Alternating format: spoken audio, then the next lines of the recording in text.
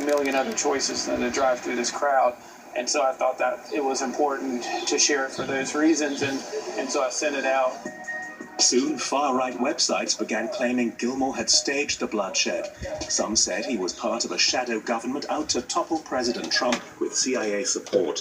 This conspiracy theory spread like wildfire, landing on the right-wing hardline InfoWars page.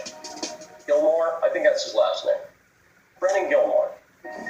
The hate campaign rapidly infiltrated his real life. To this day, he receives death threats by email. Brennan Gilmore, you are directly involved. You are sick, sick, sick. Hashtag down with the deep state. Here's one. Brennan Gilmore's body is found in the Ravenna River. The Ravenna River's a half-mile down the road. So they're quite specific in the threats. Brennan Gilmore has decided to fight. He's filed suit against the well-known right-wing conspiracy theory peddler Alex Jones and his InfoWars website. Now, InfoWars and Alex Jones no longer have their own channels on YouTube. It seems the site is at least trying, and is moving faster to remove content that violates the community guidelines.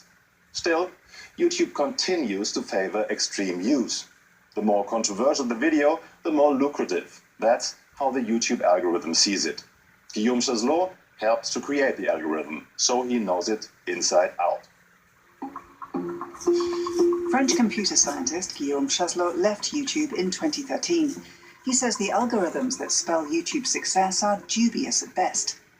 They use a deep learning algorithm, which is an artificial intelligence that can process billions of user sessions and see which videos are going to be the most likely to keep people online the longest. The key term here is watch time. It's the product of hit statistics and average running times together with the time users spend on YouTube. The longer users stay on the website, the better for YouTube. That lets the company run more ads, which then add up to lots of money. The videos that have proven most effective are those with polarizing and extreme views, and YouTube's recommendation algorithms play their part. It's like a vicious circle. You just watch one because you're curious, and then the algorithm will recommend it again and again. Jews rule the world, homosexuality is a disease, and refugees rape women and steal jobs.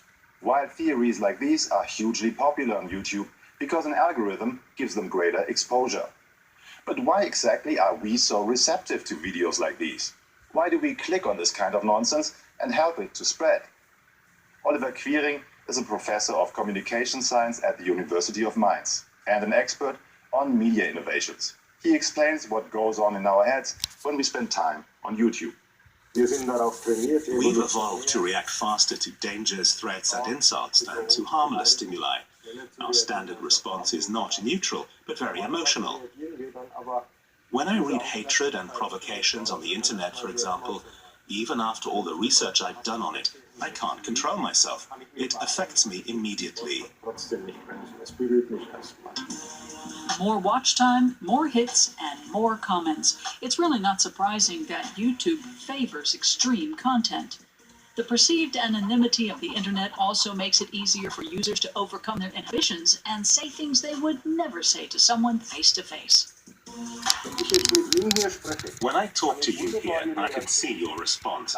But with an abstract entity online, that's no longer the case. They lose part of their humanity. And a big problem is that we've learned we don't have to worry about being prosecuted, even if we spread hate. The YouTube algorithm appeals to our lowest instincts. With content we react to emotionally and spontaneously. But does this fully explain the extremist tendencies on YouTube? The algorithms are primarily designed to increase revenues and watch time. Of course, companies are supposed to earn money, but at the expense of ethics? And anyway, how would programmers go about creating ethical algorithms? Algorithms are programmed by human beings. Humans whose prejudices and opinions flow into the programming. So algorithms can never be perfectly neutral. They always need ethical guidelines. Lorena Jaume-Palacé founded a non-profit organization called the Ethical Tech Society to focus research on the ethics of algorithms. Algorithmen können an sich nicht ethisch sein. Algorithms can't be programmed to be ethical. But many of the methods we use are so dependent on data, it's the data that shapes the algorithms or the program. Auch den Algorithmus oder das Programm mitgestalten. So the programmers set up the skeleton, and we provide the meat and the muscle. Das machen wir alle. So the users actually provide the algorithms with the necessary data through their browsing habits. But how is this data evaluated? Lorena is demanding that the inner workings of the algorithms be opened for evaluation and regularly inspected.